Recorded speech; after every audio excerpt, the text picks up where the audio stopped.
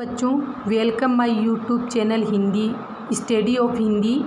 इसमें हम आज हमारा 5वां पार्ट है।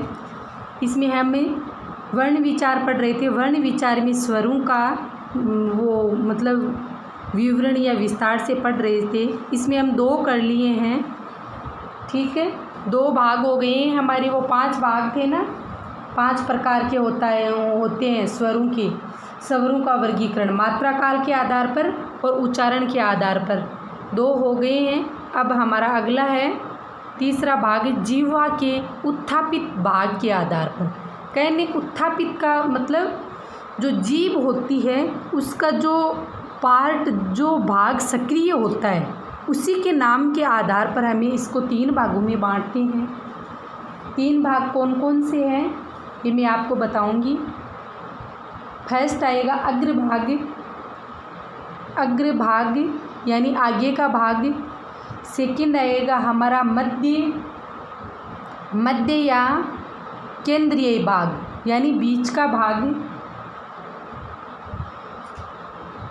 केंद्रीय स्वर मध्य या केंद्रीय स्वर,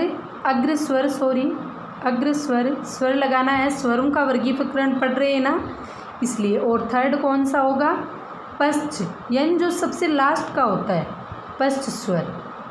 जो हमारे स्वर थे उसका वर्गीकरण करेंगे कि अग्र स्वर में कौन सा आता है, मतलब आगे का जो भाग सक्रिय होता है उसमें कौन से स्वर आएगा, मध्य में कौन सा आएगा और पश्च में कौन सा आएगा। देखो, डेफिनेशन के हिसाब से मैं आपको हिसाब से बता रही हूँ, उसको आप अपने हिसाब से नोट्स में लिखना। अग्र का मतलब ये होता है जो आगे का भाग।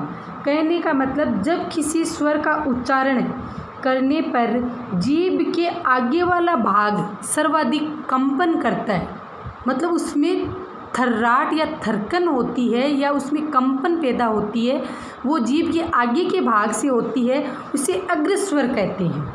ठीक है, आप छोटा सा लो, इसका डेफिनेशन में मैं हल्का सा पॉइंट लिख देती हूँ, उससे समझ में आ जाएगा। जीभ के आगे के भाग में कंपन, आप इससे समझ जाओगे। भाग में सर्वाधिक कंपन, ये डबल न है, लास्ट में आधा भी आएगा इसमें, कंपन। तो वो ये मैंने फर्स्ट लगाया, इसका मतलब अग्र स्वर की बात चल रही है। तो अग्र स्वर में कौन कौन से आएंगे, जैसे ई 4 आते हैं इसमें, ई, ए और ऐ। ठीक है, मैं आपको इसका एक शॉर्ट तरीका बताऊंगी याद करने का। ऐसे याद नहीं होगा, सब मिक्स हो जाते हैं। अग्र में कौन सा आता है, मध्य में कौन सा आता है, पश्च में कौन सा आता है, वो बाद में बताऊंगी मैं, तीनों को समझाने के बाद। आगे का भाग जो सर्वाधिक कंपन करेगा उसमें वो अग्र स्वर होगा। कौन कौन से आते हैं, ये 4 हैं, ई, ए, ऐ। सेकंड का हम देखें तो मध्य या बीच का कौन कौन से होंगे, सिर्फ एक ही स्वर होता है।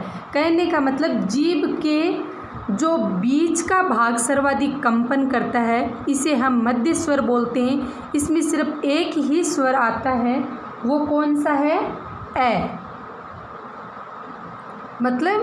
बीच का भाग, किसके बीच का, जिह्वा की बात चल रही है, तो जीभ का बीच का भाग सर्वाधिक कंपन करेगा। और कौन सा स्वर में सर्वाधिक कंपन होता है, ऐ में। ठीक है, और 3 प्रकार से बांटेंगे ना इसको। तो थर्ड वाला कौन सा होगा, पश्च या सबसे लास्ट का या बाद का स्वर, वो हिस्सा जीभ का, उसमें कौन कौन से आएंगे। कहने का मतलब जीभ के पीछे वाले भाग में सर्वाधिक कंपन, जीभ के पीछे वाले भाग में सर्वाधिक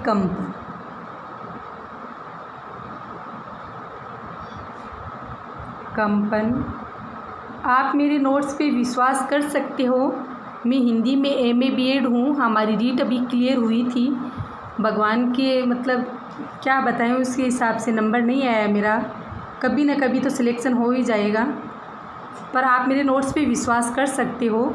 कोई गलती होगी तो मेरे को आप कमेंट में ज़रूर बताना, मैं आपका डाउट क्लियर करूँगी। गलती हो ही जाती है किसी से, और अगर गलती होगी रियल में तो मैं उसमें सुधार ज़रूर करूँगी।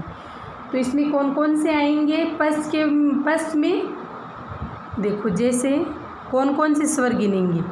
4 तो यहाँ हो गए, एक ये ए यहाँ मध्य में आ गया। बाकी के जो बच्चे हैं ना वो पश्च में आएगा। आ, ऊ, बड़ा ऊ, ओ और औ। ठीक है, हमारे सारे जो स्वर थे उसका वर्गीकरण हो गए हैं। अब देखो मैं आपको याद करने का तरीका बताती हूँ। क्या कि अग्र स्वर में कौन कौन से आते हैं? ई, ए, ऐ। देखो हम आपको अच्छा लगे तो ये ट्रिक याद करना। इस ट्रिक से नहीं डायरेक्टली आप याद कर सकते हो। जैसे ई, ए, ऐ। ई मतलब लेडीज़ के लिए आता है ना, ऐसे लग रहा है ये स्त्रीलिंग वर्ड है। ई, ए, ऐ। तो लेडीज़ फर्स्ट मतलब आगे। तो हमारे ये 4 वर्ड ई, ए, ऐ किसी किसी को पता नहीं चलता है कि ये किससे बना हुआ है, मैम ने ऐसे कैसे बता दिया। तो हम इसको समझ सकते हैं। इधर ए किससे बनेगा? ए या आ में ई जुड़ेगा। ठीक है, तो ए का निर्माण होता है। और ऐ में ऐ किससे बनता है? ए या आ में ए ऐ। और ए किससे बना? ई से बना ना। तो कहने का मतलब लेडीज़ फर्स्ट। तो ई का ई मतलब स्त्रीलिंग के हम काम ले सकते हैं। तो ये अग्र स्वर में आएगा। मध्य में सिर्फ एक बचता है, कौन सा? ए। कि ए बीच में, ए भाई बीच में ऐसे बोले तो ये ए इसमें आ जाएगा। आप ऐसे, मैं अपने तरीके से बता रही हूँ, आपको ठीक नहीं लगे तो आप डायरेक्ट इसको याद कर लेना।